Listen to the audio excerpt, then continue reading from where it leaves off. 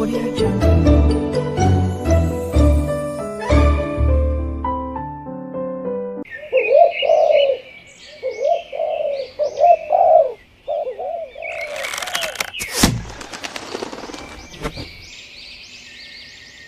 जयदेव राज्य के राजकुमार मिहिर सेन को शिकार खेलने का बहुत शौक था। सारा दिन वो शिकार की खोज में वन भटकता रहता था। एक दिन जब वो ताम्रवन में शिकार की खोज में भटक रहा था तो उसने देखा कि नदी के पास ही एक परी बैठी हुई थी। मिहिर सेन घोड़े से उतरकर उस परी के पास आया और कहने लगा, तुम्हारा नाम क्या है परी? मेरा नाम सोनाली है। वाह वाह वाह वाह, सोनाली, जैसा तुम्हारा नाम है वैसा ही रूप है। पृथ्वी पर तुम जैसी सुंदर स्त्रियां नहीं होती हैं। क्या तुम मेरे साथ विवाह करोगी सोनाली? राजकुमार, हमारा विवाह कैसे हो सकता है? तुम मानव हो और मैं परी हूँ। हमारा संसार अलग अलग है। नहीं, ये विवाह होना असंभव है। सोनाली परी, मेरे प्रस्ताव को इतनी कठोरता से ना ठुकराओ। मैं तुम्हें कोई कष्ट नहीं होने दूंगा। मैं तुम्हारे चारों ओर सुख सुविधाओं के समस्त साधन बिखेर दूंगा। बस तुम एक बार विवाह के लिए हाँ कर दो बस। मान लो मैं तुमसे विवाह करने की स्वीकृति दे दूं, तो मैं विवाह के पश्चात अगर कभी अपने माता पिता के पास परीलोक जाना चाहो तो क्या तुम मुझे वहां जाने की इजाजत दे दोगे? सोनाली परी, मैं तुम्हें इतना सुख दूंगा कि तुम्हें अपने माता पिता और अपने लोगों की कभी याद नहीं आएगी। फिर भी यदि तुम परीलोक में जाना चाहो तो मैं तुम्हें रोकूंगा नहीं। इस बात का मैं वचन देता हूं। ठीक है, तब मैं तुम्हारे साथ विवाह करने के लिए तैयार हूँ। जहाँ सोनाली की स्वीकृति पाकर मिहिर सेन खुश हो उठा, वहाँ सोनाली उदास हो उठी। ये क्या सोनाली परी, विवाह की स्वीकृति देखकर तुम एकाएक उदास क्यों हो गई? क्या बात है? राजकुमार, बात ही उदास होने की है। परियों की रानी अलकनंदा ने एक दिन मेरे बारे में भविष्यवाणी की थी कि मेरे वैवाहिक जीवन सफल नहीं रहेगी और विवाह के कुछ वर्षों बाद ही मेरे पति से मेरा अलगाव हो जाएगा। यही सोचकर मैं उदास हो गई थी। सोनाली परी, ये घड़ी तो हमारे मिलन की घड़ी है ना, और तुम इस समय अलगाव की बातें लेकर बैठी हो। अरे भविष्य में जो होना है वो तो होकर ही रहेगा। फिर भविष्य की चिंता में अपना वर्तमान क्यों खराब करें? बोलो। जी, मिहिर सेन सोनाली परी को अपने घोड़े पर बिठाकर जयदेव राज्य की ओर चल पड़ा। वो सोनाली को लेकर अपने पिता राजा तिमिर सेन और रानी मां सुजाता के पास पहुंचा और बोला, पिताजी महाराज, ये परीलोक की परी सोनाली है। ये मुझे ताम्रवन में मिली थी और मैं इनसे विवाह करना चाहता हूँ। ओ, ये तो बड़ी खुशी की बात है बेटा। एक परी को पुत्र वधू बनाकर हमारे कुल का गौरव बढ़ेगा। बहुत अच्छी बात है ये। उनके माता पिता ने खुश होकर उन्हें आशीर्वाद दिया।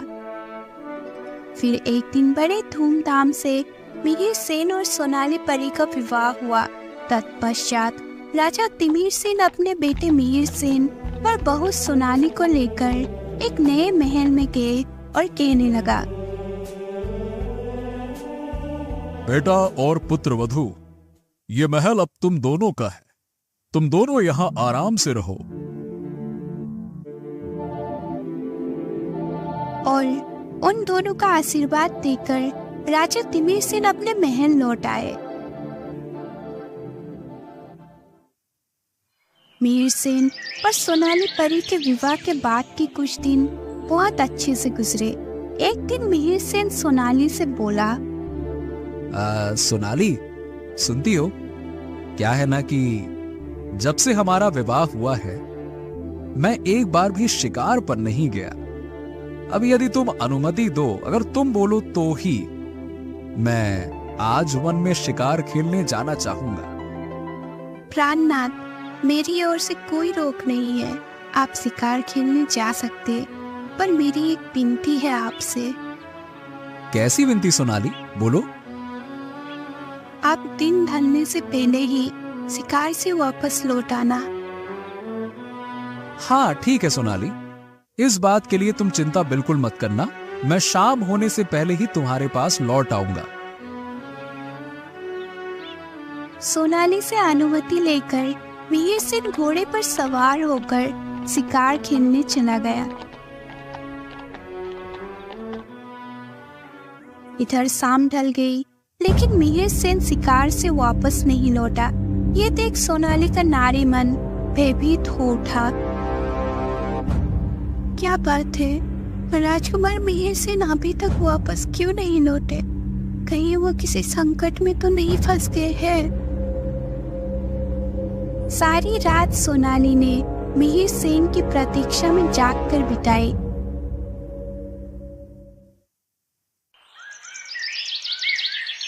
सुबह होने पर मिहिर सेन लौट आया। जब मिहिर सेन महल में सोनाली के पास पहुंचा तो वो बोली, नाथ, कहाँ रह गए थे आप? सारी रात मैंने आपकी प्रतीक्षा में जागकर बिताई है। हाँ सोनाली, क्या बताऊं, शिकार खेलते खेलते वन में अंधेरा हो गया था, इसीलिए रात मैंने वन में पेड़ पर चढ़कर बिताई। बस फिर सुबह होते ही सीधा मैं तुम्हारे पास आ गया। नाथ, मुझे इस प्रकार अकेले छोड़कर मत जाया करे। मुझे डर लगता है कि कहीं तुम्हें कुछ हो ना जाए। अरे तुम बेवजह डरती हो सोनाली परी, मुझे कुछ नहीं होगा, चिंता ना करो। मिहिर सेन ने हंसकर बात टाल दी। अब तो मिहिर सेन का शिकार पर जाने का काम प्रतिदिन का हो गया था। वो धनुष बाण लेकर घोड़े पर चढ़कर शिकार के लिए वन की ओर निकल जाता था, पर कभी कभी तो कई दिनों तक सोनाली के पास वापस नहीं लौटता। बेचारी सोनाली अकेले उसकी प्रतीक्षा करती रहती थी। जब वो बहुत उदास हो जाती तो फूट फूट कर रोने लगती। राजकुमार मिहिर सेन तो मुझे बिल्कुल ही भूल गए हैं। अब वो मुझे छोड़कर रोज शिकार खेलने चले जाते हैं। ऐसे घड़ी में उसे परीलोक की याद आती। इससे तो मैं परीलोक में ही अच्छी थी, वहां अपने लोगों से हंस बोल तो सकती थी। एक दिन शाम को मिहिर सेन जब पूरे 5 दिन बाद शिकार खेलकर वापस महल में लौटा तो सोनाली कहने लगी, नाथ, मैंने बहुत सब्र किया, अब और सब्र नहीं करूंगी। आखिर क्या हुआ सोनाली, कुछ बताओ तो सही। आप तो अपना सारा समय शिकार खेलने में बिता देते हैं, पर मैं यहाँ अकेले तड़पती रहती हूँ। आज फैसला होकर ही रहेगा। आपको मुझे या शिकार, दोनों में से एक को चुनना होगा।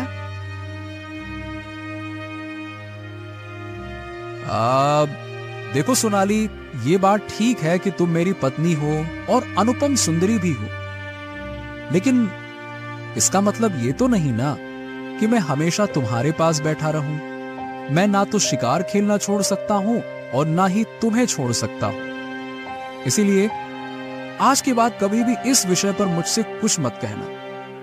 ठीक है नाथ, मैं आप तुम्हें कभी नहीं टोकूंगी। मैं कल ही उड़कर परीलोक चली जाऊंगी। अपना अपमान अब और सहन नहीं करूंगी। ये क्या बात हुई सोनाली परी? अरे तुम कुछ भी बातें कर रही हो। तुम ऐसा कभी नहीं कर सकती। तुम मेरी पत्नी हो और तुम्हें पृथ्वी पर मेरे साथ ही रहना होगा, समझी?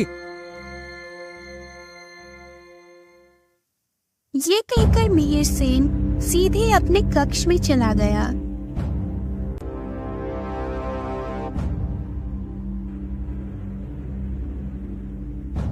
हाँ, मैंने सोनाली को कह तो दिया कि वो मुझे छोड़कर परीलोक नहीं जा सकती, लेकिन मैं उसकी चौकसी कैसे कर सकता हूँ? कैसे पता लगाऊं कि वो परीलोक जाने के लिए कब उड़ जाए? उसे परीलोक जाने से रोकूं तो रोकूं कैसे? सहसा उसे एक विचार आया। हाँ, रात को सोने से पहले सोनाली अपने पंख उतार कर रख देती है। आज रात जब वो ऐसा करेगी तो मैं उसके पंख उठाकर जला दूंगा। तब वो पंख विहीन हो जाएगी और चाह कर भी परीलोक नहीं जा सकेगी। ये बात ये सोचकर मिहिर सेन खुश हो गया।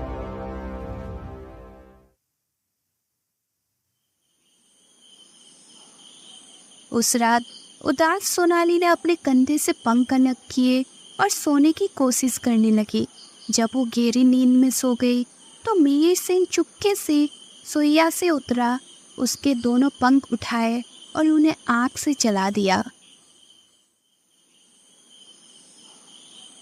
हाँ, अब सोनाली देखता हूं कैसे मुझे परीलोक लौट जाने की धमकी देती है। आप कुछ नहीं कर सकती वो। पंख जलने से कक्ष में धुआं फैल गया और अचानक सोनाली की नींद खुल गई। कक्ष में ये कैसा धुआं फैल रहा है नाथ? ये क्या चल रहा है? सोनाली, तुम्हारे पंख जल रहे हैं। और क्या जल रहा है? क्या? हाँ सोनाली, तुमने मुझे परीलोक जाने की धमकी दी थी, इसीलिए मैंने तुम्हारे पंख जला दिए ताकि तुम पंखों से उड़कर परीलोक न जा सको। नाथ, तुम क्रूरता के इस सीमा तक भी जा सकते हो, ये तो मेरे सपने में भी नहीं सोचा था। तुमने ऐसा क्यों किया? ये कहकर वो फूट फूट कर रो पड़ी।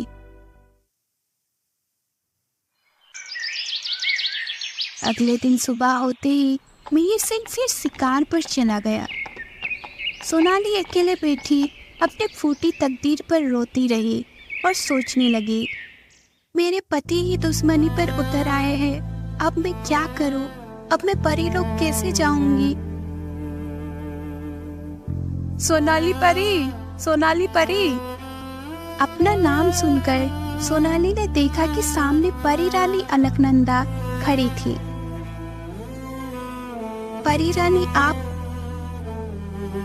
हाँ सोनाली, मैं कल रात जब तुम्हारे पति ने धोखे से तुम्हारे पंख जला दिए थे तभी समझ गई थी कि पृथ्वी पर तुम दुखी हो, अतः मैं तुम्हारे हाल जानने चली आई।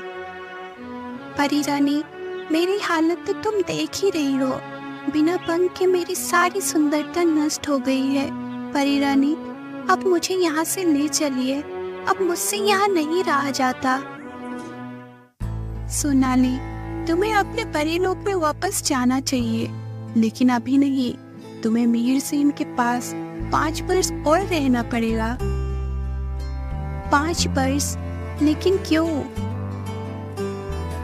1 वर्ष बाद तुम्हारी एक पुत्री उत्पन्न होगी। जब वो 4 साल की हो जाएगी तो तुम्हें उसे मिहिर सेन के पास छोड़कर मेरे साथ परीलोक चलना होगा। तुम्हारे परीलोक जाने के बाद तुम्हारी पुत्री मिहिर सेन से बिछड़ जाएगी और मिहिर सेन तुमसे और अपनी पुत्री से बिछड़कर संताप की आग में चलेगा। यही उसकी सजा होगी। ठीक है परी रानी, मैं 5 वर्ष बीतने का बड़ा बेसब्री से इंतजार करूंगी। इतना कहकर परी रानी अलकनंदा आकाश में उड़ गई। इस घटना के पूरे 2 माह बाद एक दिन सोनाली ने मिहिर सेन से कहा, नाथ, मैं माँ बनने वाली हूँ। क्या? सच?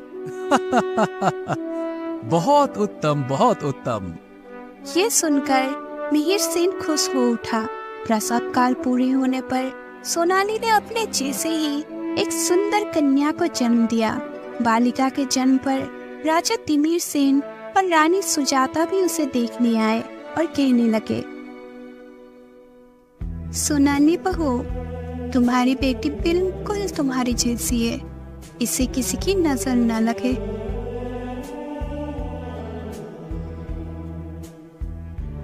बालिका का नाम दीपाली रखा गया। सोनाली का सारा दिन अब दीपाली के पालन पोषण में ही गुजरता। इधर मिहिर सेन फिर अपना सारा समय शिकार खेलने में बिताने लगा। 5 वर्ष ना जाने बिना पंख लगाकर कब बीत गए पता ही ना चला। एक दिन परी रानी कहने लगी, सोनाली, मैं तुम्हें लेने आई हूँ, चलो मेरे साथ। परी रानी, बेटी दीपाली से मुझे बहुत मोह हो गया है। इसे पृथ्वी पर अकेला छोड़कर मैं परी लोग कैसे जा सकती हूँ? सोनाली, ये तो तुमने पहले सोचा होता, जब मैं 5 वर्ष पहले तुम्हारे पास आई थी। अब कुछ नहीं हो सकता। ये पंख मुझसे लो और दीपाली को यही छोड़कर मेरे साथ परी लोग चलो।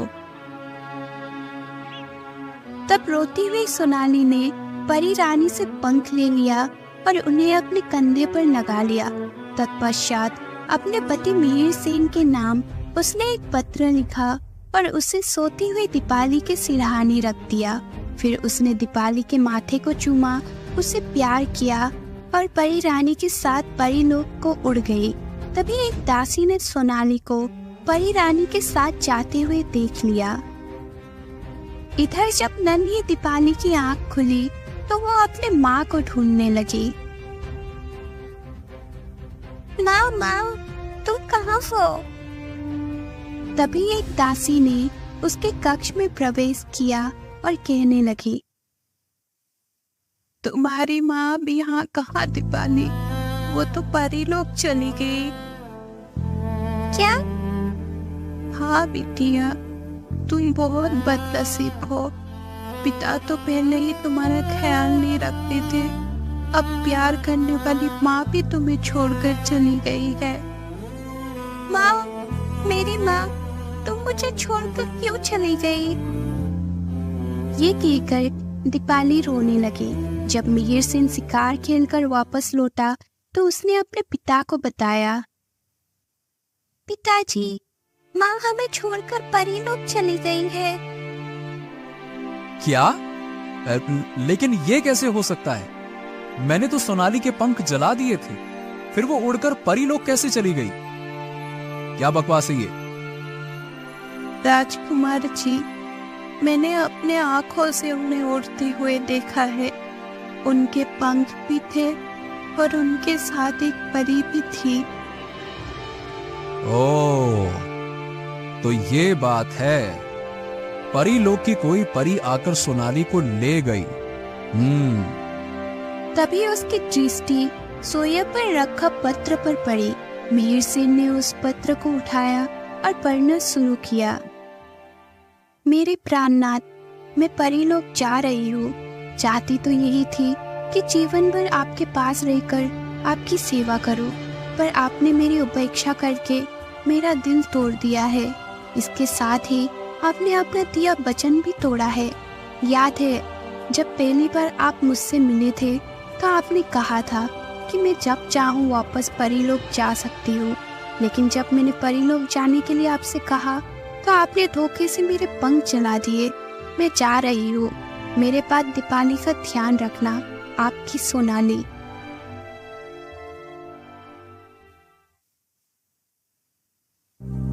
तो सोनाली मेरी उपेक्षा सहन ना कर पाने के कारण मुझे छोड़कर चली गई।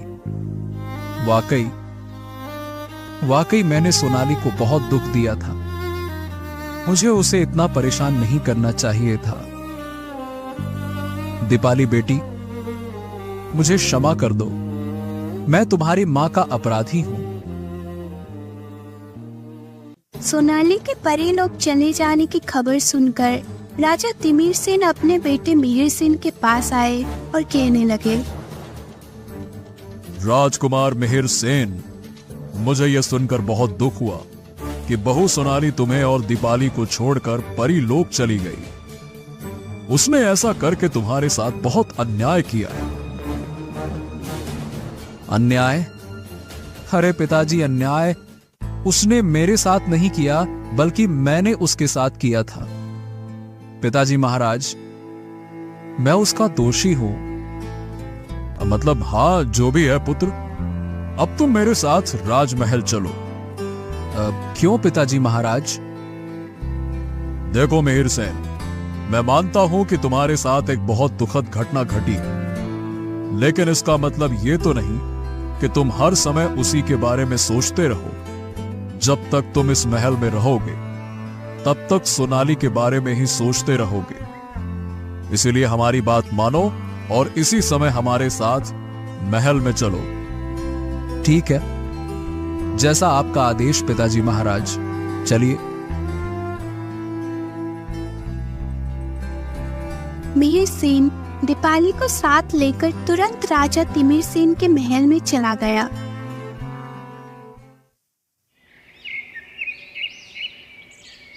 कुछ दिन बीतने के बाद भी मिहिर सेन गुमसुम सा अपने कक्ष में पड़ा रहता।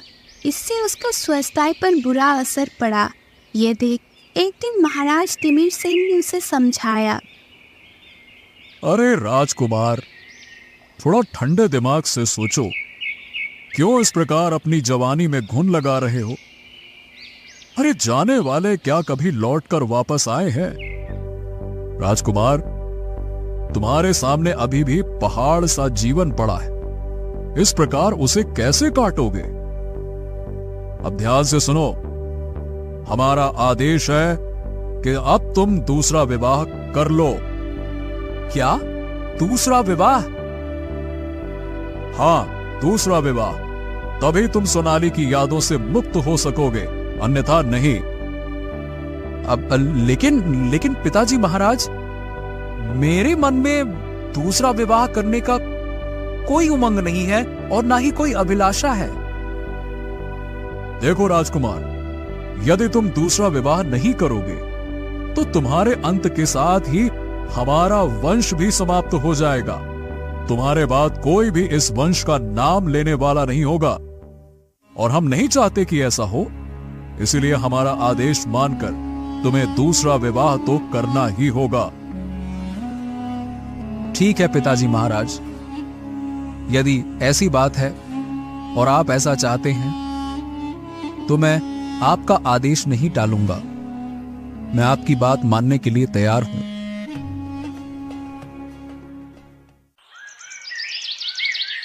कुछ दिन बाद ही जोधपुर के राजकुमारी ज्योति से मिहिर सेन का विवाह हो गया।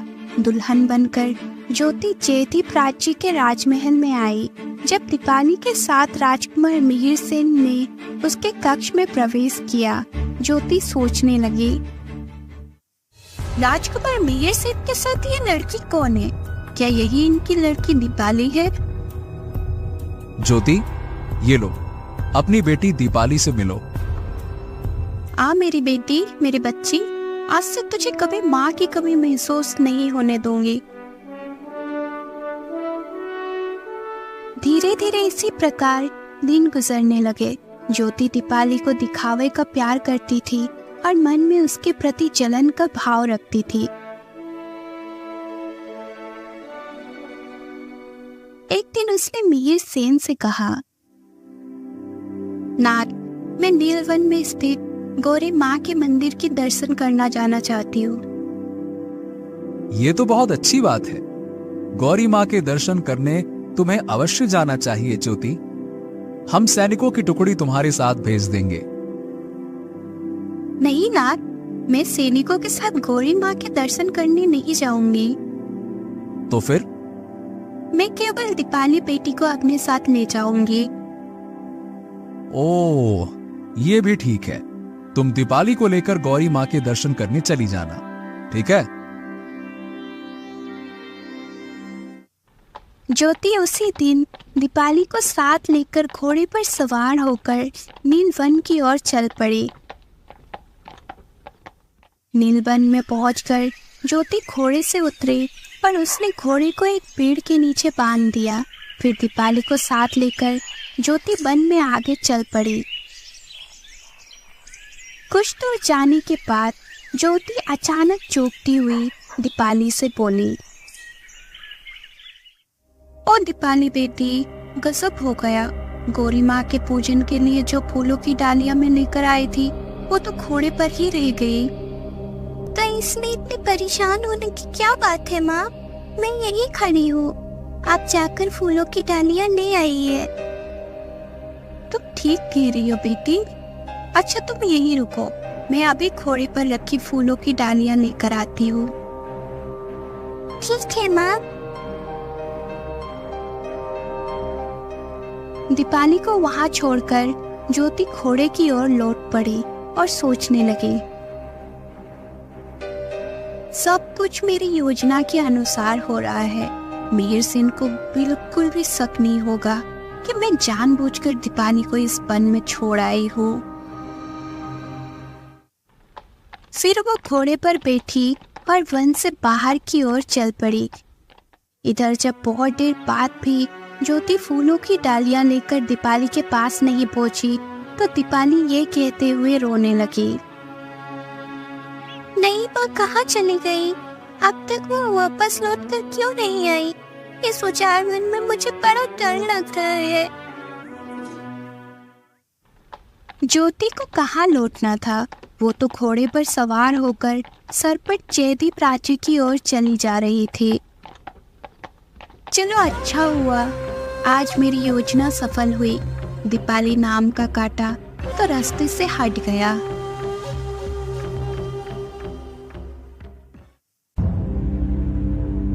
उधर जब ज्योति महल में पहुंची तो मिहिर सेन कहने लगा, ये क्या ज्योति, तुम अकेली हो? दीपाली कहाँ है? नाथ, कुछ मत पूछो कि दीपाली पर क्या गुजरी। क्या हुआ दीपाली को? नाथ, जब मैं गौरी माँ की दर्शन करके दीपाली के साथ वापस लौट रही थी तो एक शेर ने दीपाली पर आक्रमण कर दिया। उसने दीपाली को चीर फाड़ डाला। मैं बड़ी मुश्किल से अपनी जान बचाकर भाग आई हूँ। क्या दीपाली मर गई? ओह, क्यों?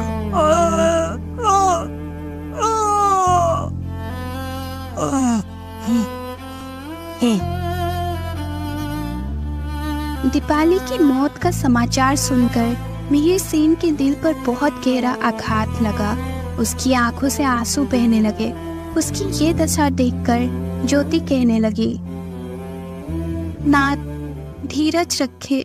दीपाली और हमारा साथ विधाता ने शायद इतना ही लिखा था।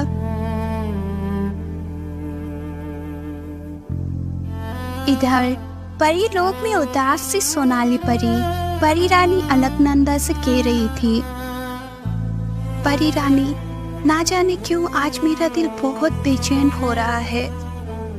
क्यों ना हो, आखिर माँ जो हो पृथ्वी पर और तुम्हारी बेटी दीपाली पर संकट जो आया है। क्या पृथ्वी पर मेरी बेटी दीपाली संकट में है? हाँ सोनाली, इस समय तुम्हारी बेटी नीलवन जंगल में भटक रही है। ये सुनकर सोनाली परी रानी परी अलकनंदा के सामने गिड़गिड़ा उठी। परी रानी, क्या मैं पृथ्वी पर से अपनी बेटी दीपाली को परीलोक ला सकती हूँ? ये कैसे हो सकता है? दीपाली एक मानव की बेटी है, वो परीलोक में कैसे आ सकती है? परी रानी, तुम मुझे पृथ्वी पर जाने दो। मैं अपनी बच्ची को संकट से बचाना चाहती हूँ। जानती हूँ सोनाली, तुम क्या कह रही हो, लेकिन परीलोक के नियम के अनुसार यदि इस बार तुम पृथ्वी पर गई तो फिर परीलोक में वापस नहीं आ सकती। परी रानी, मुझे अपनी पुत्री के अलावा और कुछ नहीं चाहिए। मैं अपने पुत्री के साथ पृथ्वी लोक पर ही रह लूंगी। आप चाहे मेरे शरीर से पंख अलग कर दीजिए, मुझे साधारण स्त्री बना दीजिए, पर मुझे अपनी बेटी के पास जाने की आज्ञा दे दीजिए। सोनाली, मैं तुम्हारी ममता देखकर बहुत खुश हुई हूँ। मैं तुम्हें स्वयं पृथ्वी पर तुम्हारी बेटी दीपाली के पास छोड़कर आऊंगी। परी रानी उसी समय सोनाली के साथ पृथ्वी लोक की ओर चल पड़ी। वो दोनों जंगल में दीपाली के सामने उतरी। जैसे ही दीपाली ने सोनाली को देखा, वो कहने लगी, माँ, तुम मुझे छोड़कर परी लोग क्यों चली गई थी? बेटी, अब मैं तुझे छोड़कर कहीं नहीं जाऊंगी, तेरे पास ही रहूंगी। सोनाली, ये सब दीपाली की सौतेली माँ की करतूत है, जिसने इसे इस जंगल में छोड़कर चली गई। सौतेली माँ? तो क्या, राजकुमार मिहिर सेन ने तुम्हारे जाते ही दूसरी विवाह कर लिया है। ये आप क्या कह रही है परी रानी?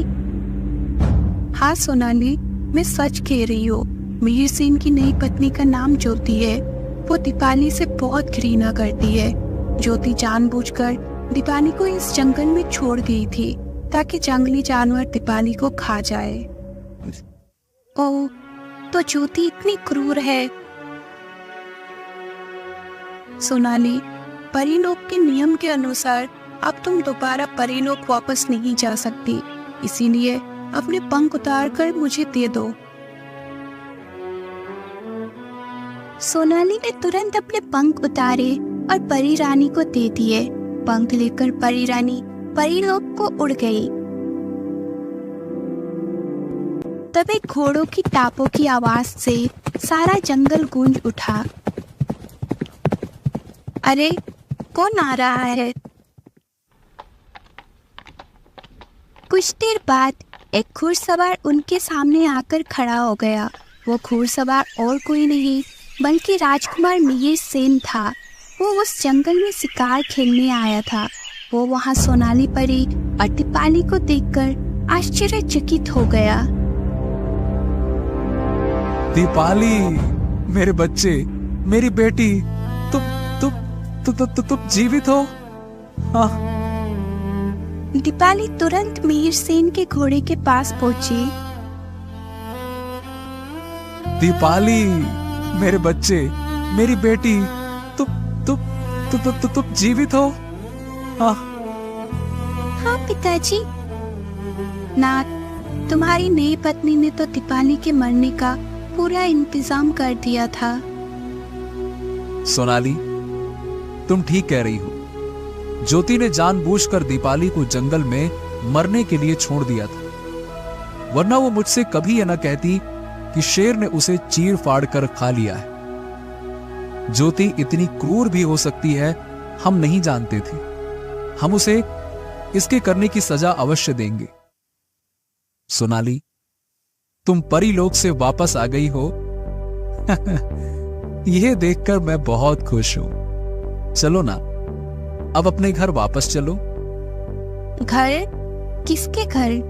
क्या घर ले जाकर तुम मुझे फिर सोने के पिंजरे में कैद कर देना चाहते हो नाथ? सोनाली, ऐसा मत कहो। मैं अपने किए पर पहले ही बहुत लज्जित हूं। मैं वचन देता हूं कि आज से मैं तुम्हारा और दीपाली का पूरा ख्याल रखूंगा। सारा समय शिकार खेलने में ही व्यतीत नहीं किया करूंगा।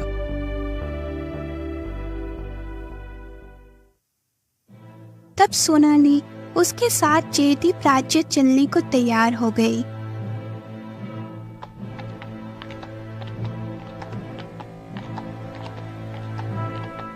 मिहिर सेन सोनाली और दीपाली को लेकर अपने महल में पहुंचा। उन्हें आते हुए देखकर ज्योति सोचने लगी, ये क्या? राजकुमार मिहिर सेन दीपाली और एक नई स्त्री के साथ आ रहे हैं। लगता है मेरा भाना फूट गया है।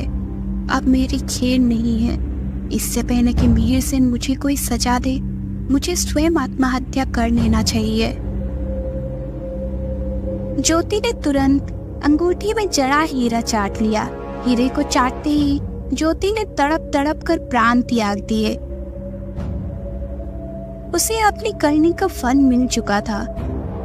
जब राजकुमार मिहिर सेन रानी सोनाली और दीपाली के साथ महल में वापस आए तो उनके मन में अपनी दूसरी पत्नी ज्योति के प्रति क्रोध का भाव था, पर वो मन ही मन उसे उसके कुकर्म का दंड देने का निश्चय कर चुके थे। परंतु जब वो महल में पहुंचे तो उन्हें अपनी दूसरी पत्नी ज्योति का मृत शरीर पड़ा हुआ मिला। उसके मृत शरीर के पास पड़ी हुई हीरे की अंगूठी को देखकर राजकुमार को यह समझते देर ना लगी। अवश्य ही ज्योति ने हीरे को चाट कर आत्महत्या कर ली है। चलो ये तो अच्छा हुआ, इसे अपने कर्मों का दंड स्वयं ही मिल गया है। इसके बाद राजकुमार ने रानी ज्योति का अंतिम संस्कार किया। इस घटना के बाद राजकुमार ने मासूम जानवरों का शिकार करना छोड़ दिया। अब राजकुमार मिहिर सेन के व्यवहार में काफी परिवर्तन आ चुका था। वो रानी सोनाली और दीपाली का पूरा ख्याल रखता था और रानी सोनाली को अकेलापन महसूस नहीं होने देता था। इस तरह से राजकुमार मिहिर सेन अपनी पत्नी सोनाली और बेटी दीपाली के साथ एक सुखमय जीवन बिताने लगा।